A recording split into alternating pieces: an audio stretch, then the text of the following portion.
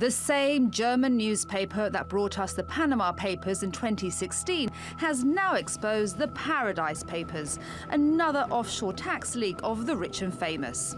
The leaked files were obtained from Appleby, a legal firm based in Bermuda with offices in many of the world's tax havens. They reveal the financial dealings of politicians, celebrities, corporate giants, business leaders, and even royalty. According to the files, financial managers for Britain's Queen Elizabeth II invested around $13 million of her private money in offshore portfolios in the Cayman Islands and Bermuda. While there's no suggestion the investments are illegal, the British Prime Minister has called for people to pay their tax dues.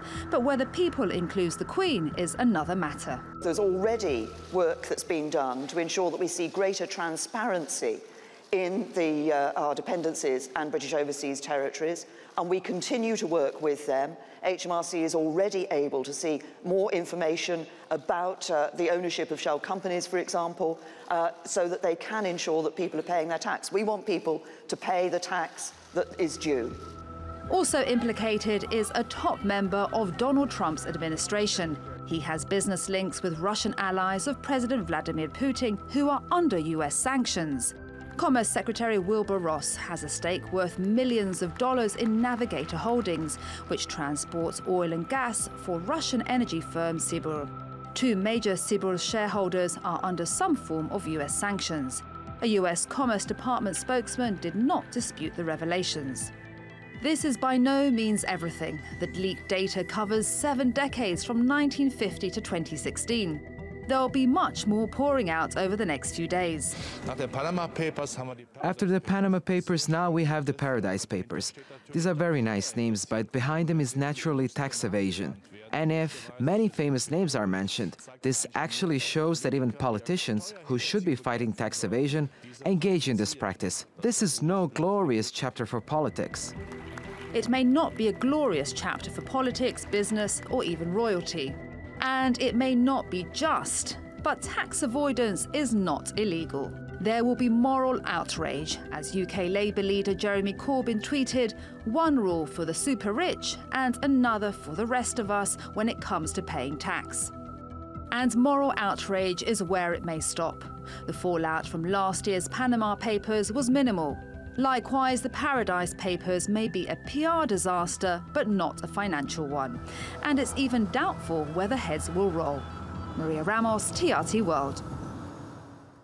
Our editor-at-large, Craig Copetas, joins us now from Paris. Craig, great to see you as ever.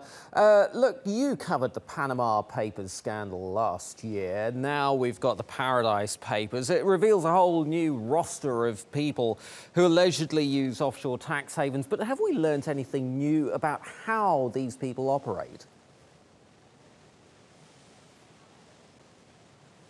No, this is the same old. What we have here is it's on Bermuda, 65,000 people living on a 20-square-mile island, that 15% of its GDP comes from tourism, the rest comes from financial services. It's a more sophisticated law firm, Appleby's. The document dump is not as vast as it was in the Panama Papers. And, you know, in our report, in Maria's report, we quoted Theresa May. You know, I'm sorry, Azar, I think Theresa May needs to be taken to the woodshed here, along with a lot of other leaders. If people want to call this, if leaders want to call this tax evasion, then they have a right to go to Bermuda or Panama or anywhere and make a legitimate inquiry, government-to-government inquiry. And these governments, Bermuda, Panama, will give them that information. But they've never done that. It's been left up to a number of our colleagues to go to these jurisdictions and with no legitimacy whatsoever and make these inquiries and essentially get thrown out of the law office. Yeah, Governments could have done this for years and they haven't done it. And if you, and you know, it's infuriating because if you look at the Panama Papers, there were 6,520 companies investigated, and we investigated some of them. Those companies lost $135 billion, wiped off of value. 400 of those companies linked to the leaks. But you know how much money governments recovered from all of that? Only $110 million in Colombia, Mexico, Uruguay, and Slovenia.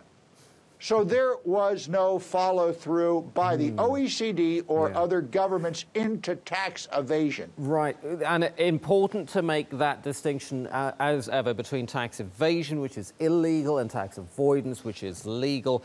Craig, how does the scale of the alleged tax avoidance that we've seen in the Paradise Papers compare to the scale of avoidance we saw in the Panama Papers?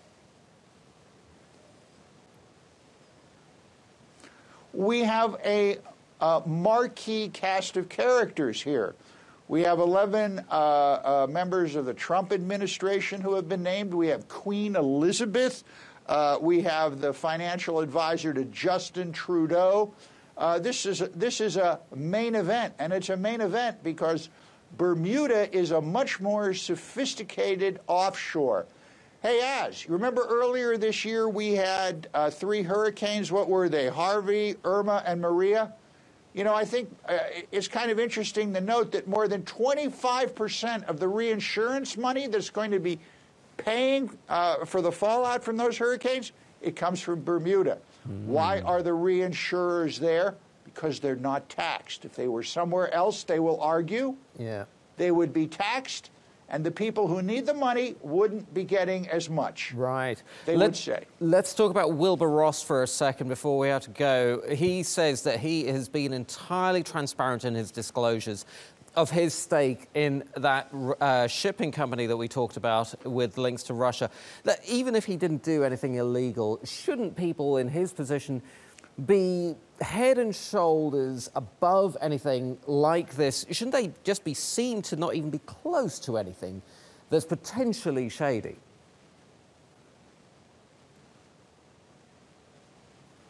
I've never seen any statutes or any law books that would indict you or send you to jail on the charge of being shady. And that's how the Wilbur Rosses of the world think. They are following the law. We hear a lot here, well, they're colluding with the Russians, Wilbur Ross's companies that he's associated with. No, they're not colluding legally because you cannot collude. There is no collusion law in federal statutes, which we've discussed, only in SEC cases. So these people are following the law. Now, indeed. if they're breaking the law, it is up to individual governments to investigate, prosecute, indict, and send to jail. Conspiracy versus collusion. Craig Copetas in Paris, thank you ever so much.